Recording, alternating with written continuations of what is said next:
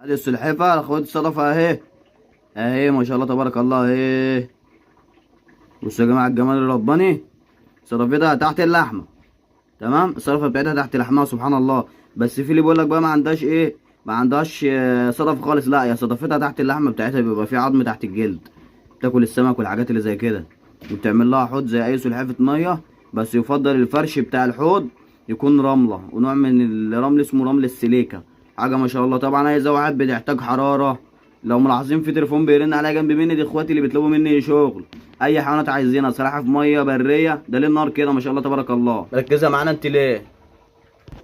اللي عايز اي حيوانات على وجه الارض بفضل الله بنوفرها بنجيبها.